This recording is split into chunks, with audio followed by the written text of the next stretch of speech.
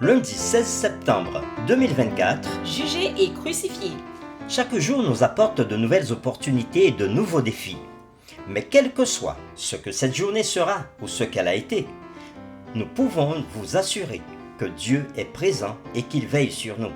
C'est pour cela que nous vous accueillons avec la joie que Dieu met dans nos cœurs, dans l'aventure de la parole, pour partager cette séquence avec vous. Notre communauté s'agrandit et c'est grâce à vous. Soyez vous aussi actifs avec nous pour répandre le message en likant et en partageant le lien. Nous vous invitons à vous abonner pour recevoir les notifications chaque jour. Et pour un confort d'écoute en continu, nous vous proposons la playlist de chaque semaine. Le texte à mémoriser de cette semaine, que nous vous invitons à dire avec nous, se trouve dans Marc chapitre 15, le verset 34. Et, à la 9e heure, Jésus s'écria d'une voix forte, Eloi, Eloi, lama sabachthani. ce qui signifie Mon Dieu, pourquoi m'as-tu abandonné? Nous vous invitons à le relire avec nous, Marc 15, verset 34. Et, à la 9e heure, Jésus s'écria d'une voix forte, Eloi, Eloi, lama sabachthani. ce qui signifie Mon Dieu, pourquoi m'as-tu abandonné? quelle a été l'attitude du Sanhédrin et du souverain sacrificateur envers Jésus avant sa crucifixion? Quel rôle Ponce Pilate a-t-il joué dans le procès de Jésus? Comment Joseph d'Arimathée a-t-il réagi à la suite de la mort de Jésus? Les réflexions de cette semaine nous aident à répondre à ces questions et aujourd'hui nous le ferons avec la séquence. Salut, roi des Juifs! Nous vous invitons à lire avec nous Marc chapitre 15 et versets 15 à 20 et nous répondrons à la question suivante. Qu'avaient fait les soldats à Jésus et quelle est la signification de leur acte? Marc 15, verset 15 à 20. Pilate, voulant satisfaire la foule, leur relâcha Barabbas, et, après avoir fait battre de verge Jésus, il le livra pour être crucifié. Les soldats conduisirent Jésus dans l'intérieur de la cour, c'est-à-dire dans le prétoire, et ils assemblèrent toute la cohorte. Ils le revêtirent de pourpre et posèrent sur sa tête une couronne d'épines qu'ils avaient tressée. Puis, ils se mirent à le saluer, Salut, roi des Juifs! et ils lui frappaient la tête avec un roseau, crachaient sur lui et fléchissant les genoux, ils se prosternaient devant lui. Après s'être moqués de lui, ils lui ôtèrent la pourpre et lui remirent ses vêtements et l'emmenèrent pour le crucifier. Après avoir lu Marc chapitre 15 les versets 15 à 20, répondons donc à la question. Qu'avaient fait les soldats à Jésus et quelle est la signification de leur acte? Les Romains utilisaient une forme sévère de passage à tabac pour préparer les prisonniers à l'exécution.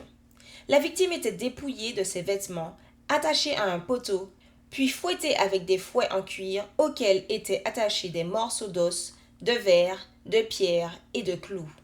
Après que Jésus ait été fouetté, les soldats chargés de son exécution avaient continué à l'humilier en l'habillant d'une robe pourpre, en plaçant une couronne d'épines sur sa tête et en se moquant de lui en tant que roi des Juifs.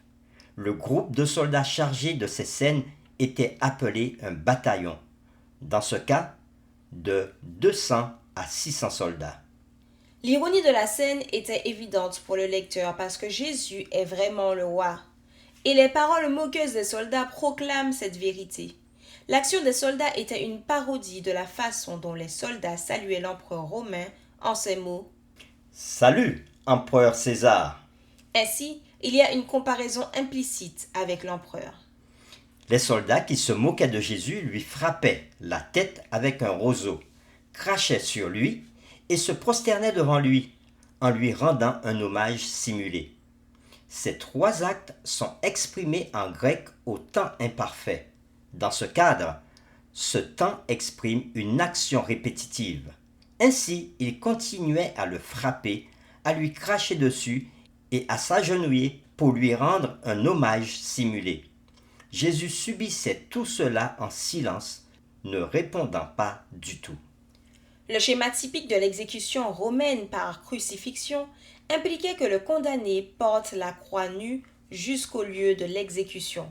Ce modèle, encore une fois, consistait à dénigrer et à humilier complètement la personne devant la communauté. Mais les Juifs abhorraient la nudité publique.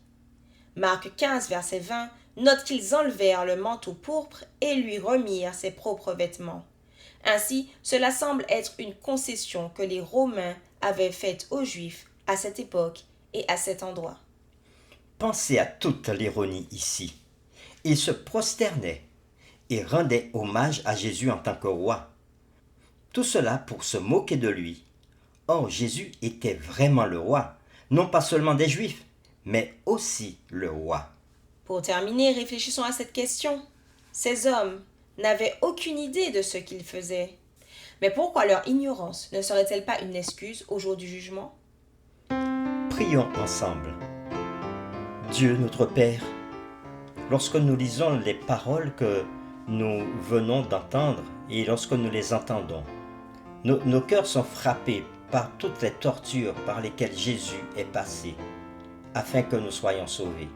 Il a été frappé, on lui a enfoncé une couronne d'épines sur la tête, on lui a mis un manteau pourpre, on a craché sur lui et on s'est moqué de lui. Et même en se moquant de lui, ces soldats étaient en train de dire une vérité. Il était non seulement le roi des Juifs, mais le roi de tous les hommes, le roi de l'univers. Seigneur, en considérant ce tableau, aide-nous à regarder Jésus, non pas comme les Romains ou encore les Juifs le voyaient, mais aide-nous à le voir comme notre Sauveur, celui qui s'est chargé de nos péchés, qui a porté nos iniquités et qui s'est donné pour nous. Donne-nous un amour encore plus grand pour Jésus aujourd'hui. Nous t'avons prié au nom de Jésus. Amen.